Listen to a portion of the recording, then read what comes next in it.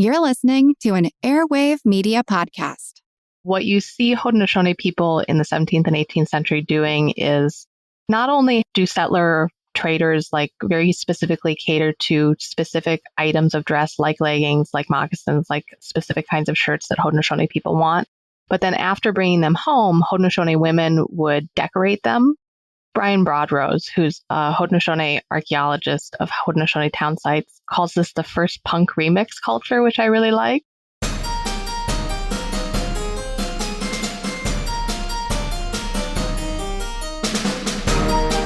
Hello, and welcome to episode 406 of Ben Franklin's World, the podcast dedicated to helping you learn more about how the people and events of our early American past have shaped the present-day world we live in. And I'm your host, Liz Covart. Historians use a lot of different sources when they research the past. Many historians, in fact, I'd wager to say most historians, rely on primary source documents. Documents that were written by official government bodies, or those who were written by the people we're studying, or those who witnessed the events and change that we're studying. But how do you uncover the stories and the voices of people who didn't know how to write or whose families simply didn't preserve much of their writing? This is a particular problem when we study the histories of women. Even among women who did know how to write, their families often didn't preserve or keep their writings. So historians who study women usually have to read between the lines of records created and maintained by men, and they have to examine other types of primary sources. Maeve Kane, an associate professor of history at the University at Albany and author of the book Shirts Powdered Red, ran into this very problem as she sought to recover the lives of Haudenosaunee women. Now, Maeve encountered several challenges in researching this kind of project, as the Haudenosaunee peoples honor an oral tradition for keeping their histories, so they weren't in the practice of keeping written records during the 17th and 18th centuries. Plus, the written records that exist about the Haudenosaunee for this period are often accounts kept by white men who often held racist views about indigenous peoples. So how did Maeve uncover and recover the lives of Haudenosaunee women? She looked at different types of material sources, the goods that Haudenosaunee women trade for, used, and created. Specifically, Maeve uncovered the lives of Haudenosaunee women by looking at the cloth they traded for and the clothing that they made and wore. Now, during our exploration of Haudenosaunee women and the trade they conducted, Maeve reveals information about Haudenosaunee communities in the 17th and 18th centuries and women's roles in those communities. Details about cloth and clothing as historical sources, and what these sources can reveal to us about the politics and economic prowess of Haudenosaunee women, and the important role Haudenosaunee women played in the 17th and 18th century trade with Europeans, and the ways that they used that trade, cloth, and clothing to keep Haudenosaunee culture alive and vibrant. But first, today we'll be speaking about the Haudenosaunee peoples within the context of the 17th and 18th centuries. But it's important to remember, it's vital to remember, that the peoples of the Haudenosaunee Confederacy, the Mohawk, Oneida, Onondaga, Cayuga, Seneca, and Tuscarora, are still here. The descendants of the historical people we're talking about today still live amongst us, mostly in New York, Canada, and parts of the upper Midwest. Now, I've included links to present-day tribes in the Haudenosaunee Confederacy in the show notes, so that you can explore and learn more about the Haudenosaunee in their own words. To access these links, visit benfranklinsworld.com/406. All right, are you ready to travel back in time to the 17th and 18th centuries and explore Haudenosaunee trade and the important part that women played in that trade? Allow me to introduce you to our guest historian.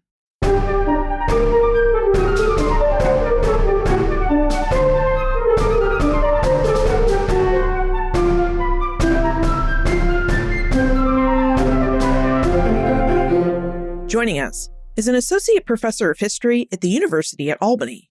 Her research focuses on questions of community and identity formation, and she uses material culture, archaeology, economic history, and digital history to examine those questions. She's also the author of the book Shirts Powdered Red, Haudenosaunee Gender, Trade, and Exchange Across 3 Centuries. Welcome to Ben Franklin's World, Maeve Kane.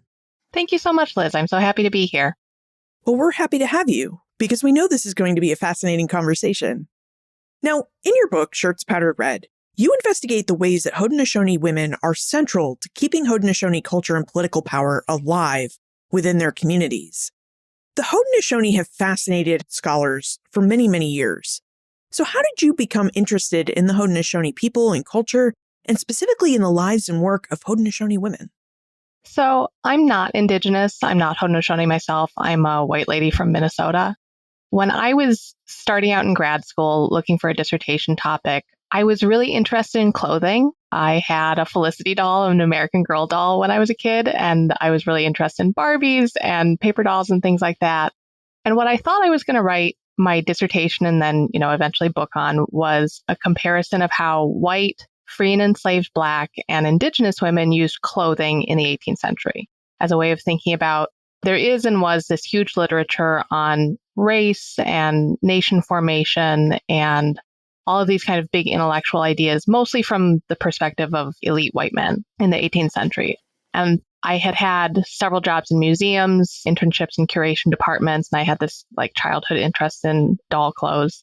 And I thought it would be interesting to look at clothing as a way that women specifically were thinking about their own identities, their families' identities, their places in their communities.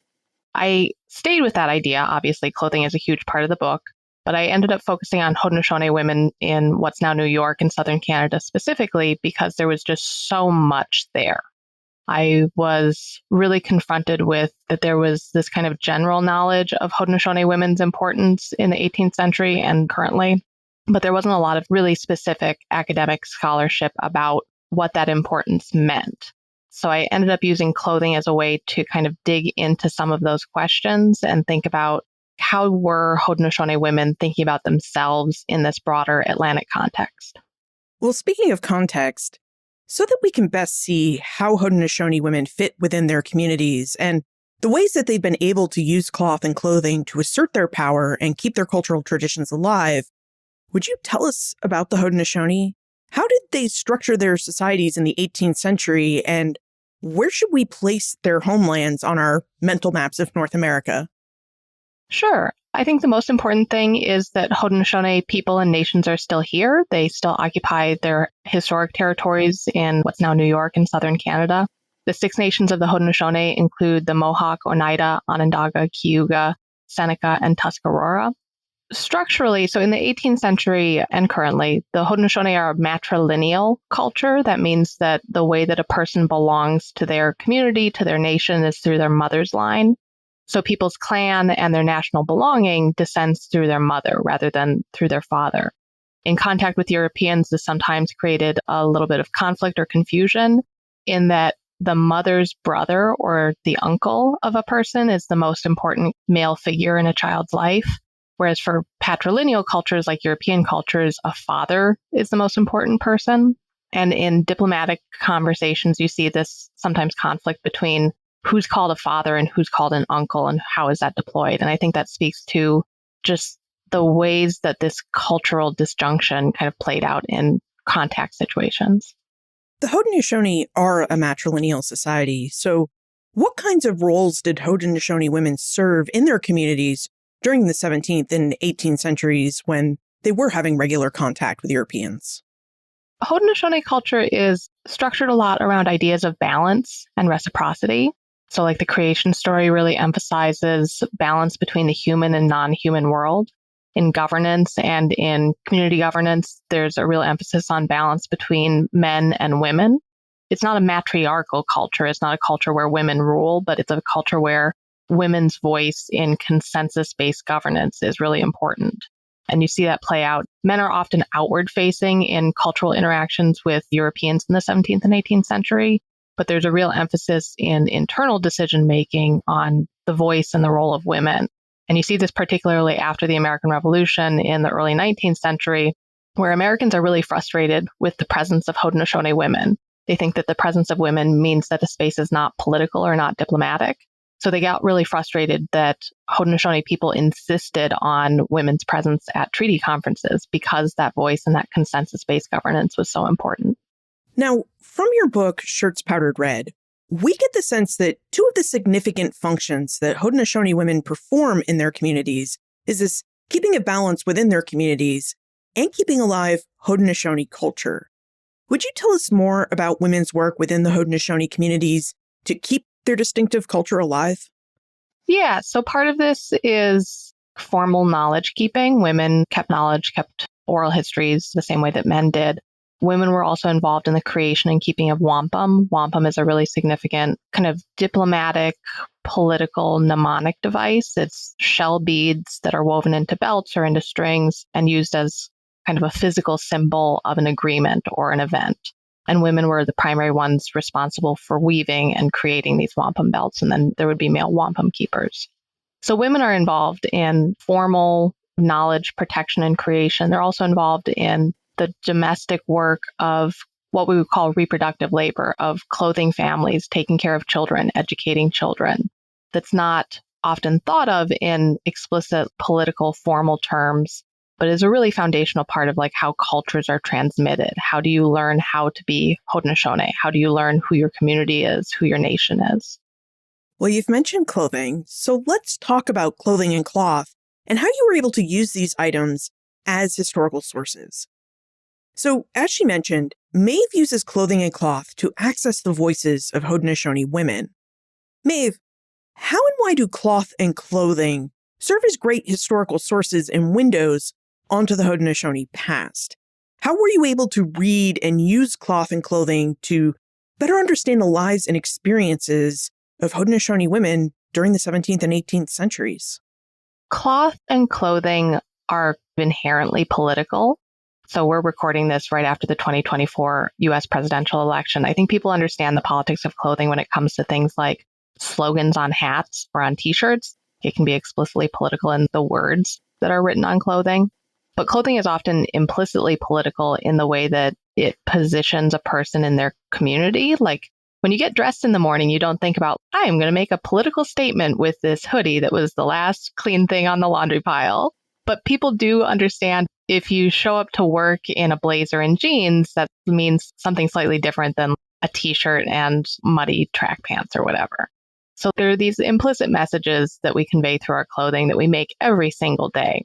So for historians thinking about groups that might not have left a lot of their own written records, like marginalized and poor working class whites, enslaved Black people, Indigenous people, clothing can be a way of accessing what were the choices that those people were making on a daily basis. Why were they making those choices?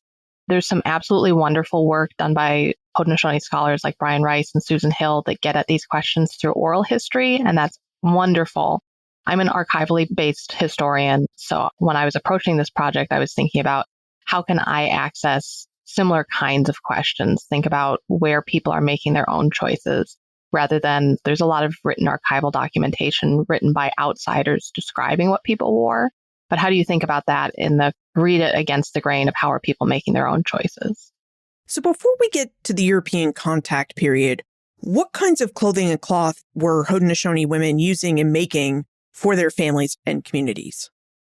Prior to European contact, it's mostly things made out of animal hides, leather, fur, some feathers. There's some early descriptions by Europeans of turkey feathers woven into kind of a coat-shaped mantle. But people were doing things like sewing together 6 to 8 beaver hides in like a blanket or a mantle the size of like a twin-sized blanket. So you use that as kind of a wrap during the winter, a blanket when you're sleeping. Deer hides for wrapped leggings, wrapped skirts, moccasins, obviously, things like that. And how did contact with Europeans change Haudenosaunee clothing and their traditional use of leather and leather skins for clothing?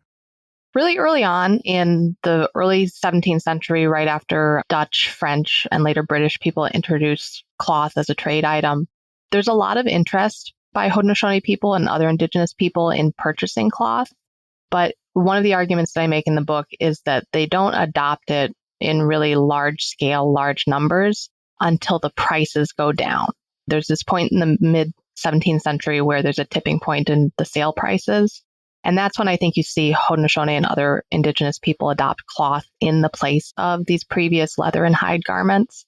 And that's because it becomes so labor saving. So there's this tipping point where instead of using 6 to 8 beaver hides to make one person's coat or blanket, you only need one beaver hide to buy a cloth blanket of the same size. So it's like with the same number of beaver hides, you can suddenly clothe 6 to 8 adults.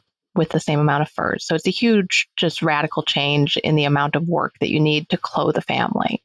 And in the context of this is the same time that epidemic diseases are starting to affect Haudenosaunee communities and other Indigenous communities, the Mohawk scholar Susan Hill has made this argument about the labor necessary to support communities and sustain communities through this period shifts radically because of epidemic disease.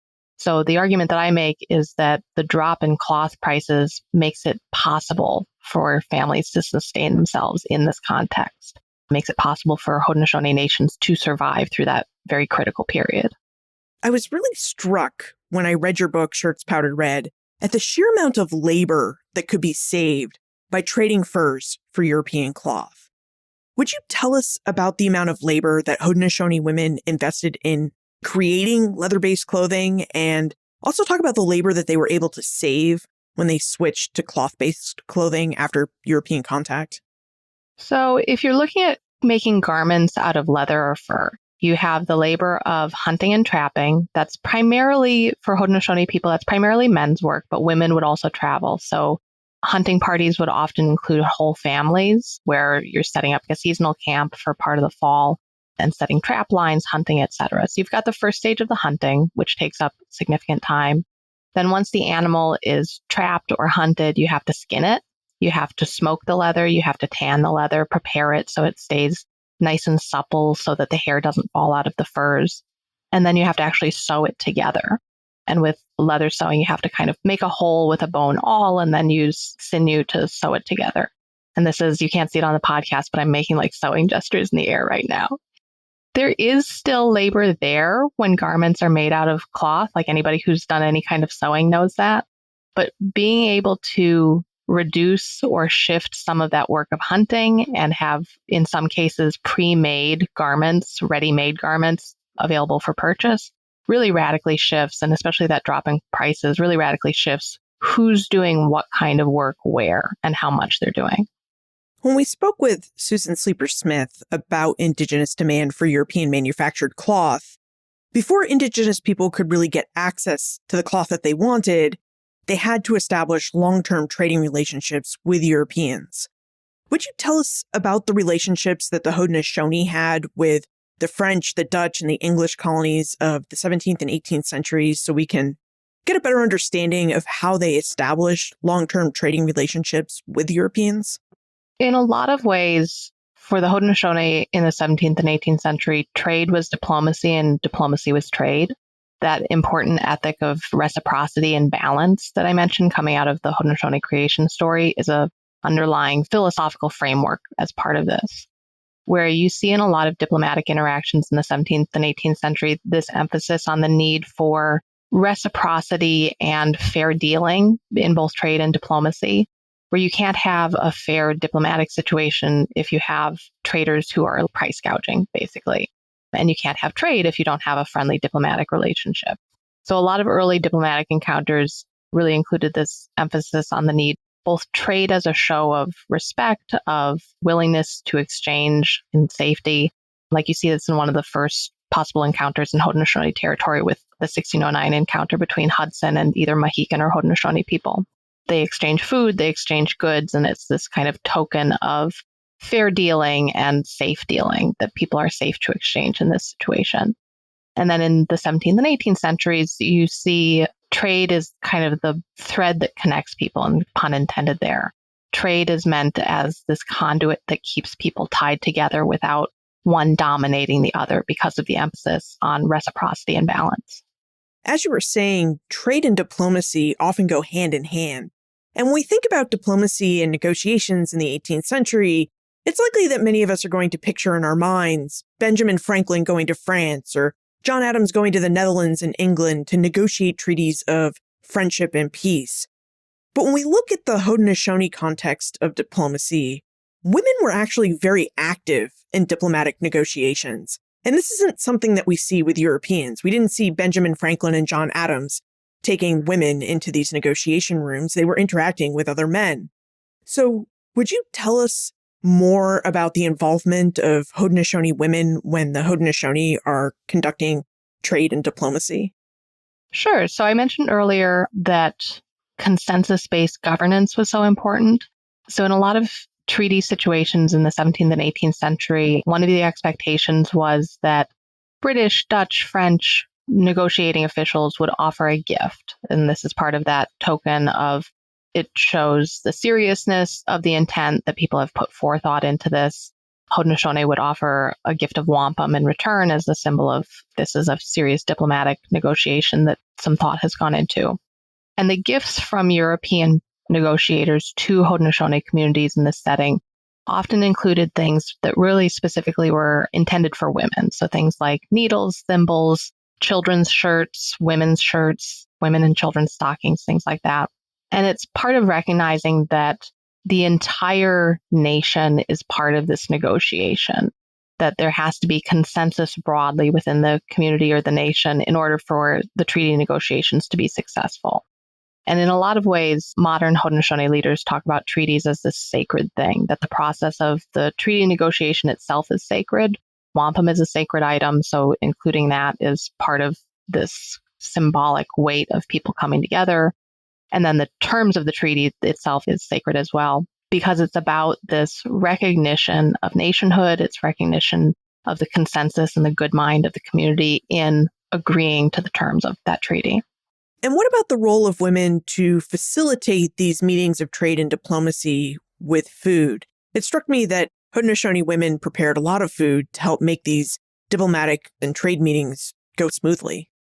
I looked for that piece quite a bit, the question of how women are involved in preparing food. We know that they were there. We know that women were involved in preparing food, but they're often not visible in European written descriptions of it, so it's kind of hard to uncover that. The dish with one spoon is a really important political, philosophical metaphor in Haudenosaunee governance and philosophy. The dish with one spoon means that all people, from an ecological perspective, people use the common resources of the world, and the one spoon is you have to share, you have to take turns. And that's a metaphor that shows up in a lot of Haudenosaunee speeches in diplomatic contexts of the 17th and 18th century, and women are primarily responsible for preparing that food. Clan mothers and faith keepers in Haudenosaunee context were sometimes called the cooks of the chief, because they were responsible for preparing food for these large gatherings, both with outsiders and internally for Haudenosaunee communities.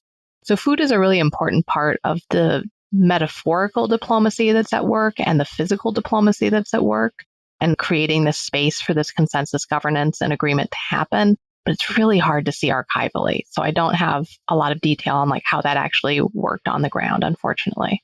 So once the Haudenosaunee have established trade relationships, they've conducted all the diplomacy, and they have established these relationships that they need to conduct trade, what did they trade for? Stessa is curious to know what kinds of goods the Haudenosaunee traded for.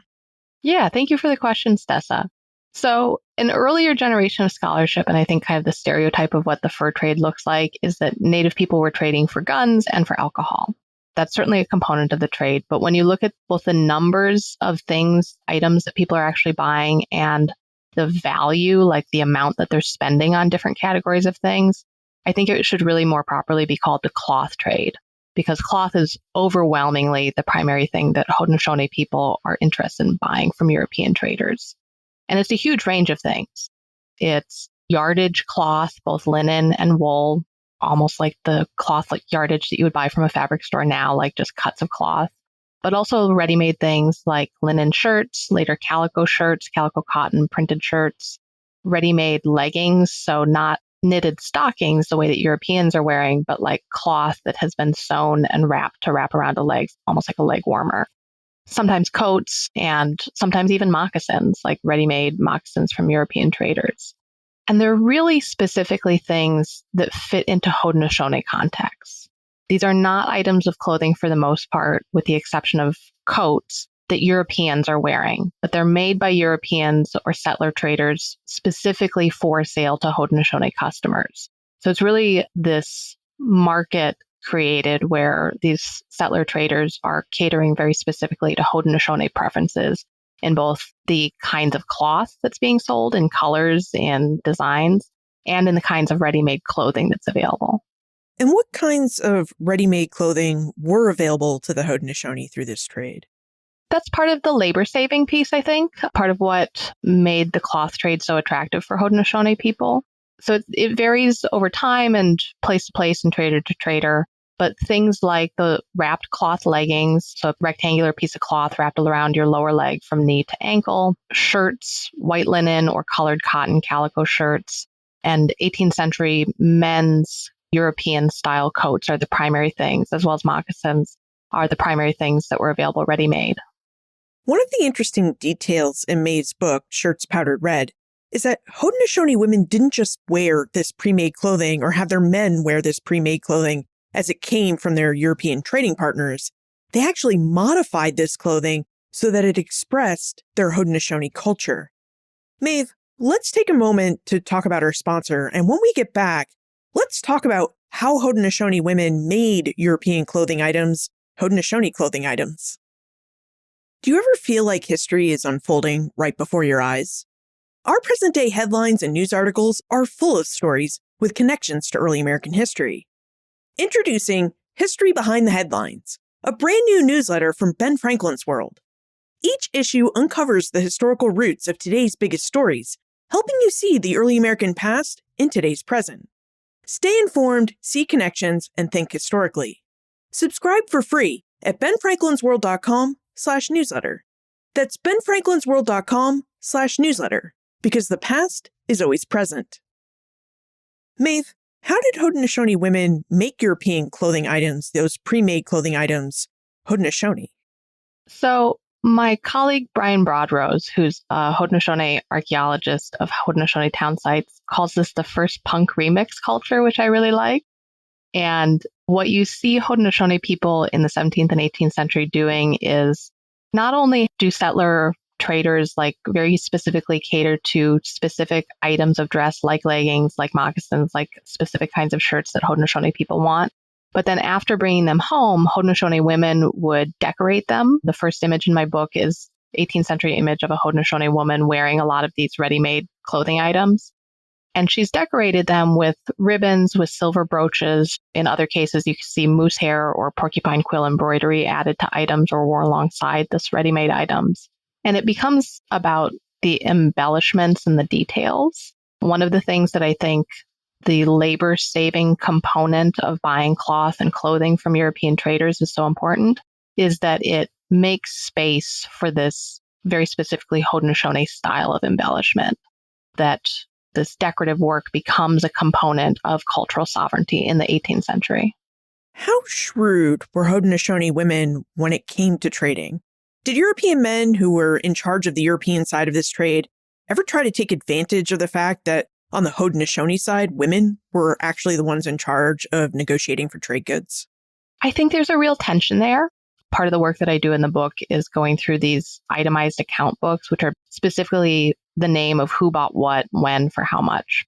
And half of the people buying from these European traders are women, so they can't be ignored. And you see that also in like the terms of the trade. Women don't get different prices. There doesn't seem to be any conflict over who's doing that trade. Specifically in New York, that's in part because under Dutch law, women could trade independently on their own, so that's part of it. But that's true in the English period and with English traders as well. So part of this is European traders can't ignore women's economic power. They trade on their own account in their own cultures. They bring a lot of furs and other things to market, so they kind of have to be dealt with. But the tension is the English take over New York in 1664, and after that, it's under English law. And what you see after that is over the course of the 18th century, Indigenous women lose their names in a lot of these account books. So like they're still there and they're still noted as these traders, but they less and less over the course of the 18th century are noted by their name. And they're often identified as so-and-so's wife, so-and-so's mother, things like that. So it's this tension between the on-the-ground reality that European traders needed to make money by trading with these women and trading with them on their own account. But there's this cultural sense that they're not really their own person. And I think that you can kind of see colonialism in action in that way. In Shirts Powdered Red, you talk about the power that women built through trade, especially through the Albany-Montreal trade. For example, you discuss the remarkable stories of the Haudenosaunee sisters, the widow Daguenot, and different Haudenosaunee women and how they built trading empires. So would you tell us about these women and about the Albany-Montreal trade? I love the Haudenosaunee. They're some of my favorites. So the British and the French in the 1730s, 1740s, 1750s, the British and French colonial governments would have really liked to make the trade between Albany and Montreal illegal. The problem was it was so wildly profitable on both ends. The Montreal side of the trade had this struggle with the monopoly on the New France side. All the French traders were supposed to be selling their furs out of New France through this monopoly corporation, and they were only supposed to be selling French cloth to native people. There was no monopoly on the British side, but they wanted access to this larger market of furs from the north, and they wanted to sell their cloth to more people. So what happens over the course of the mid-18th century is this secretive trade that's illegal for French people in New France to participate in. It's illegal for British and Dutch people in Albany to participate in, but it is not illegal for Haudenosaunee people to participate in because French and British law just can't apply to them because it's movement through their own territories. The governments of New France and New York have no jurisdiction there. So the way that Widow Dagno or the Haudenosaunee sisters come into this is they used Haudenosaunee couriers to conduct this trade. There's this couple of Mohawk women named Agnes or Therese who courier big caravans of canoes full of beaver pelts down from Montreal through the Champlain Valley, the Hudson Valley to Albany. They trade those pelts to Albany traders like Robert Sanders, who becomes mayor of Albany because he makes so much money on this trade. They sell those pelts to folks like Robert Sanders. He sells them cloth in return, and they take it back up to Montreal. And it makes a lot of money for everybody on all sides of the trade. The trade may have made some people rich, but it also seemed to pose a really big problem for the French and British empires during the 7 Years' War because no one knew who to trust or who might be passing information on. So people really weren't supposed to be trading with either the French or the British while they were at war with each other. Yeah, and it speaks to, I think, the enduring connections between Haudenosaunee communities in different places. So the British and French really wanted places like Kahnawake, for example, to be wholly British or wholly French. But Kahnawake really specifically insisted on the trade was part of their connection to their Mohawk Valley kin, communities like Canajoharie that remained in the Mohawk Valley of what's now New York, and that the British and French could not outlaw that trade because it was about Kahnawake and Canajoharie's connection to one another. And they couldn't. The Haudenosaunee connections, Haudenosaunee sovereignty was primarily important, and the British and French had no jurisdiction over that. I also think it shows some Haudenosaunee ingenuity as well, because boundaries were and are fluid. They weren't just the lines that Europeans drew on maps, and the Haudenosaunee knew this, and they basically found a kind of loophole in European imperial law and used it to better their own communities through this trade. Yeah, the Mohawk word for what's now the U.S.-Canadian border translates literally into English as where tracks are dragged. It's a line that has been dragged in snow by animal tracks. Like, it's not real. It's a thing that has just been drawn. So it has no legal reality for those communities. Now, when we talk about trade between Indigenous peoples and Europeans, later Americans, as we're doing now, a lot of scholars have talked about an Indigenous dependency on European-produced goods. And they've portrayed this dependency as kind of an addiction, I guess we could say, where Indigenous peoples could not go back to their former ways of life after having access to all these new and novel goods like metal goods and clothing and some of the items that we've been talking about. Maeve, as someone who has studied the Haudenosaunee trade extensively, would you tell us whether you saw any signs of Haudenosaunee dependency on European goods and whether dependency and this idea of dependency is still a framework or lens through which we should be looking through when we talk about and examine European and Indigenous trade? That was the main driving question that brought me to this project. That was, and in some places still is, kind of the central argument that scholars make and have made about the trade. I would say that Haudenosaunee and other Indigenous communities in the 18th century were reliant on the trade. It's a commercial culture, just like a lot of other places in the early modern Atlantic world are commercial cultures.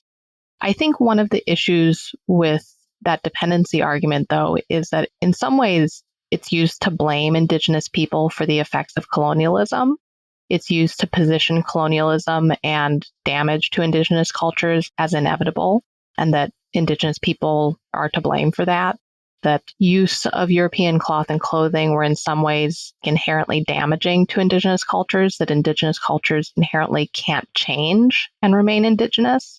And I think it's used as a cover for the fact that things like coercive land treaties, dispossession, illegal settlement on indigenous lands, and outright violence during the American Revolution was used to push people out of their territories, out of their lands. And in the Haudenosaunee case, I think there's more than a century of trade without that violence, where Haudenosaunee people were in control of their own territories, were in control of their own communities and trade. And it's not until the American Revolution that you see this huge, precipitous land loss. And that's an outcome that's coming from very specific choices by the Continental Army to use violence against Haudenosaunee communities. So I think positioning trade as somehow inherently damaging to indigenous communities really downplays other kinds of colonial violence. Because you can absolutely, and one of the arguments that I make in the book, is that there was for more than a century trade without dependence, trade without culture loss. Because cultures can change over time. And one of the ways that you see that is the ways that cloth and clothing garments were integrated into Haudenosaunee communities in ways that were radically different from how contemporary European and settler communities were using them. Yeah. And one of the things that we see when we study trade, especially with indigenous peoples, are the different ways that indigenous peoples have incorporated European goods into their lives in ways that Europeans just never imagined. Whether it was turning metal pots into jewelry by melting them down, or like you've said earlier, adjusting cloth and clothing so that indigenous elements are added to it, and these pieces of cloth and clothing are just more aesthetically pleasing and culturally relevant to indigenous peoples. Yeah, so the title of my book, Shirts Powdered Red, is from this 18th century description of Haudenosaunee clothing by Pierre Pouchot, who's the French commandant at Fort Niagara in the 18th century. And I picked that as the title of the book because I think it speaks to the real discomfort that Europeans had with that Haudenosaunee reuse. Pouchot's description kind of combines this fascinating anthropological detail, like he's really fascinated by the details of what this Haudenosaunee man that he's looking at and describing was wearing, including a white linen shirt that had been powdered red with vermilion pigment, with this real discomfort of a white linen shirt for European men is like the foundation of white masculinity at the time, that somebody is kind of civilized, adult, has political power in their community, is recognized as kind of a political actor. And Pouchot's discomfort with this shirt being powdered red and encountering that in a diplomatic situation, I think speaks to Haudenosaunee reuse, but also the tensions that created in cross-cultural contact in diplomatic situations. Could we explore this discomfort that European men had a little bit further? I think in Shirts Powdered Red, you call it European material civility, which is a term that you use to describe the ideas that Europeans had about how the goods Haudenosaunee women traded for should be used. And then, of course, their ideas about the actual ways that Haudenosaunee women used European goods. Yeah, there's a huge literature, scholarly literature about how Europeans are thinking about goods, and the consumer revolution literature is quite old by this point. And Europeans have this sense by the 18th century and the 17th century as well, that you have to be civilized in order to be Christian. And the French, the British, the Dutch are all very interested in the Christian conversion of the Haudenosaunee specifically. The French and the British, especially in the 18th century, because of the Haudenosaunee physical position between New France, New York, and the other British colonies. But also the Haudenosaunee are one of the largest military powers. They're very significant diplomatically to negotiations with other indigenous nations. It's so extensive, in fact, that the British call the Haudenosaunee several times across the 18th century the key to all North America. So they're very invested in this idea of converting the Haudenosaunee to Christianity is necessary to tying them to either British or French political interests, explicitly as subjects of the British or French king, or just politically as allies, because they're so concerned that Haudenosaunee political sovereignty might mean that they could make their own military and political decisions, which could be disastrous. So conversion to Christianity is at the forefront of European concerns because of these political concerns. That ties into this issue of material civility because Europeans believe that people have to be civil in order to be Christian, that you can't be Christian if you're not civilized. And civility in this period has a lot to do with control of the body, control of communities, that the body ought to be regulated in specific ways to kind of suppress natural urges. A lot of that has to do with European style laundry, European styles of cleanliness and things like that. And clothing is a really foundational part of those ideas. Maeve, would you tell us about the evolving nature of the politics of consumption and how after the American Revolution, Haudenosaunee women were able to keep their culture alive through their material expressions, their ability to use European and American goods in ways that were the most useful and appealing to them? So the mid-19th century, after the American Revolution, Haudenosaunee people are forced into a series of really disastrous land treaties that reduces Haudenosaunee territories from basically all of what's now Western New York to less than a few thousand acres in some cases. And part of what's happening in this period is the American federal government, the Canadian government in the 19th century pushes what's called the civilizing mission. This idea that in order to be legitimate holders of their own ancestral lands, the Haudenosaunee and other groups, in order to remove removal, as happened to the Cherokee and so many other groups, had to become civilized in American or European context. And what that looked like was individual land holding, patriarchal heads of household, male agriculture with plows, etc. And in this period, the last chapter of my book, I look at the Parker family, and specifically this woman named Gahano Caroline Parker, who ended up being Lewis Henry Morgan's most influential, I think, informant on what became his first book, The League of the Haudenosaunee. It's this really foundational work for early American academic anthropology. And Gahano Caroline Parker's work with Lewis Henry Morgan, I think, speaks to how she and other Haudenosaunee women were thinking about their cultures in this period. So in 1848, Lewis Henry Morgan asked Parker to make what he called the most ancient and traditional costume of the Iroquois, both a set of men's clothing and a set of women's clothing. And both of these sets of clothing are still held by the New York State Museum. And he wanted these as examples of what we now call salvage ethnography. He had this idea that Haudenosaunee culture was disappearing. He wanted to document it, and he asked Parker to make these items in this context.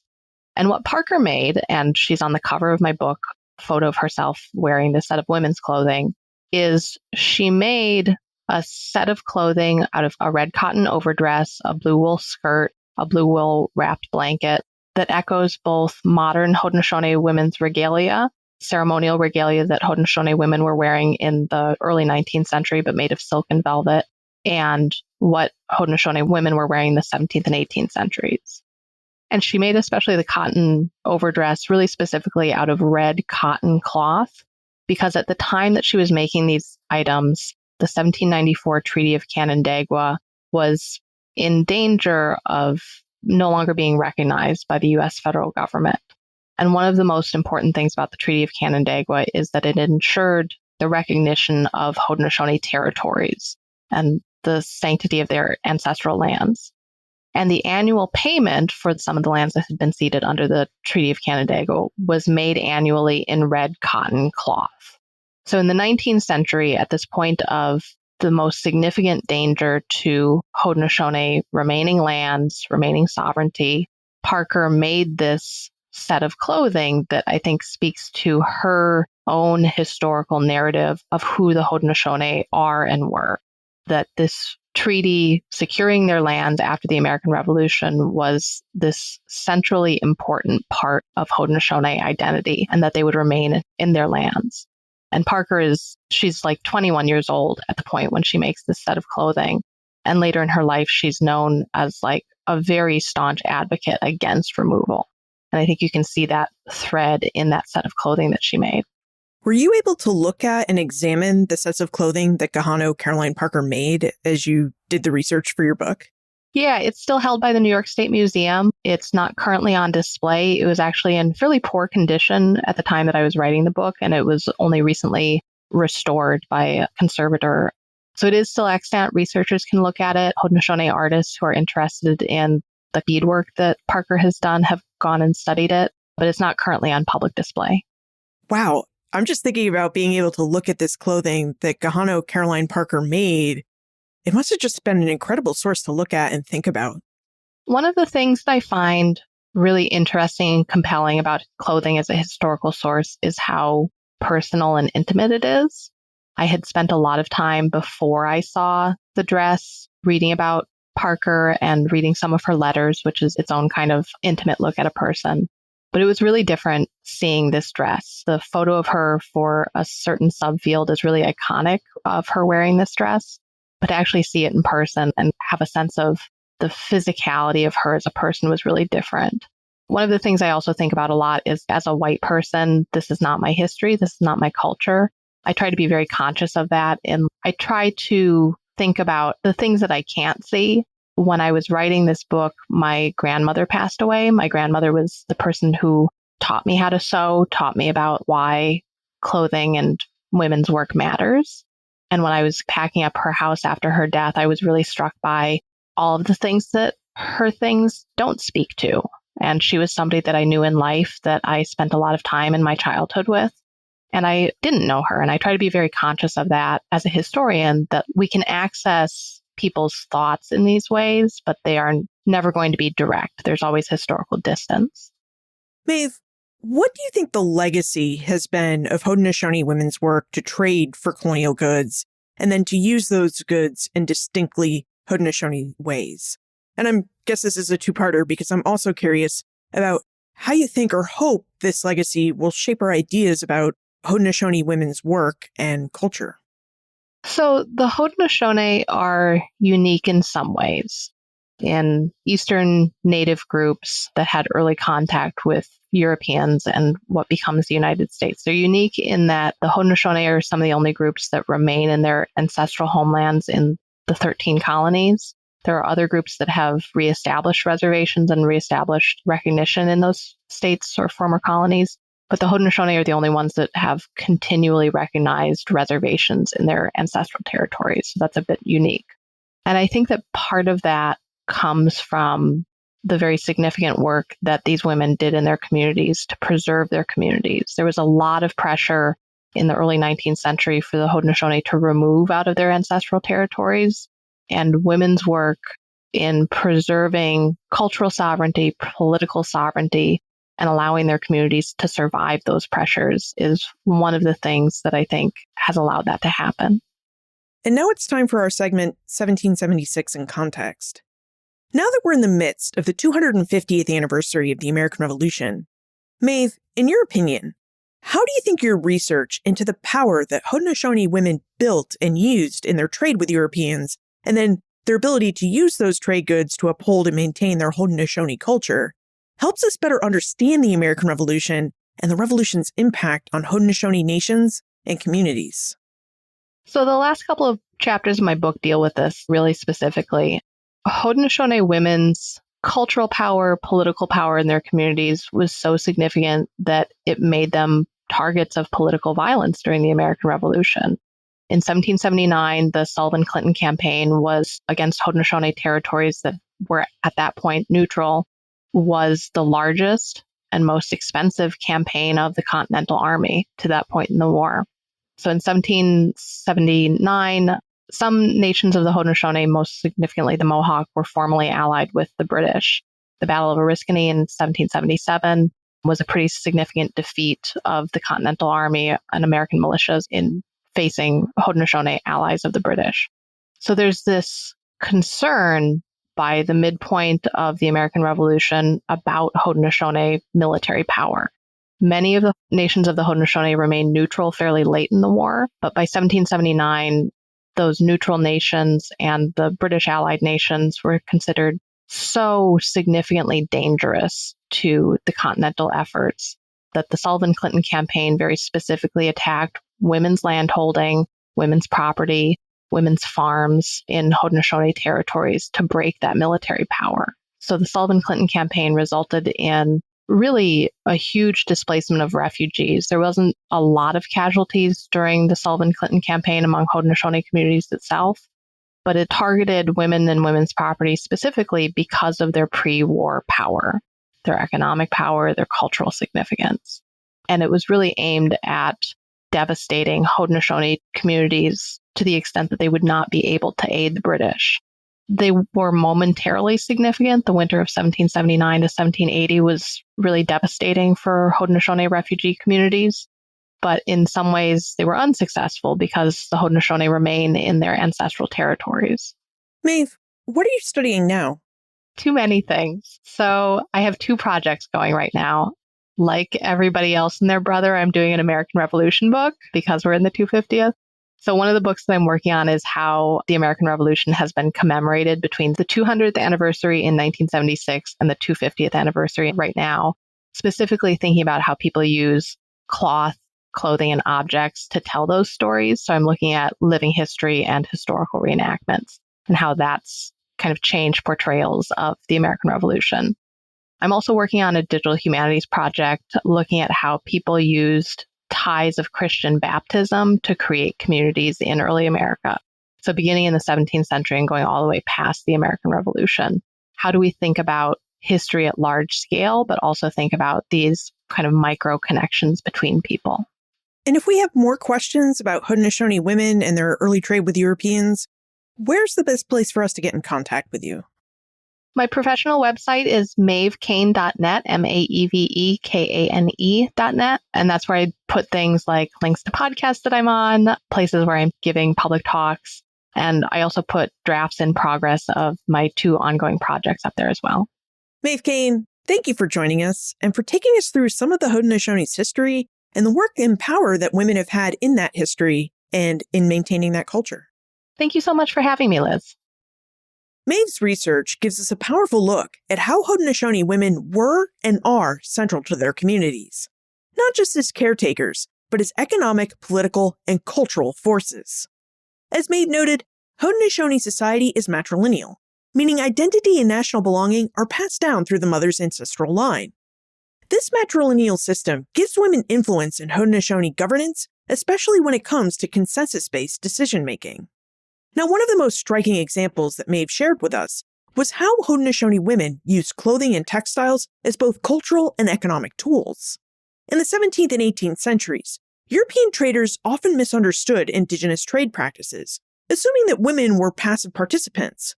But as Maeve revealed, Haudenosaunee women actively controlled the distribution of goods like cloth, beads, and other trade items.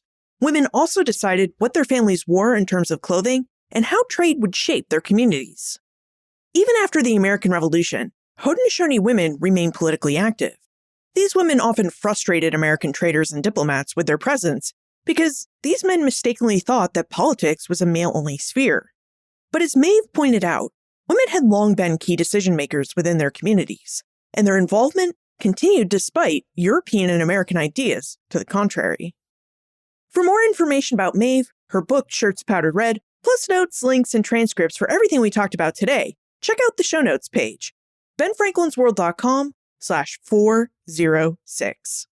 Also on the show notes page, you'll find links to modern-day Haudenosaunee tribes and the Haudenosaunee Confederacy so that you can learn more about the Haudenosaunee in their own words. Again, visit benfranklinsworld.com/406.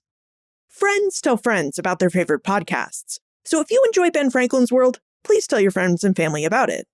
Production assistance for this podcast comes from Joseph Edelman, Karen Wolf, and Morgan McCullough. Breakmaster Cylinder composed our custom theme music.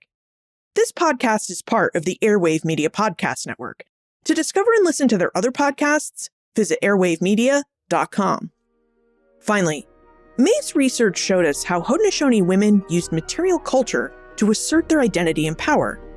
Can you think of other historical or modern-day examples where clothing or trade played a key role in shaping a community's identity? I'd love to hear what you think. Liz at benfranklinsworld.com.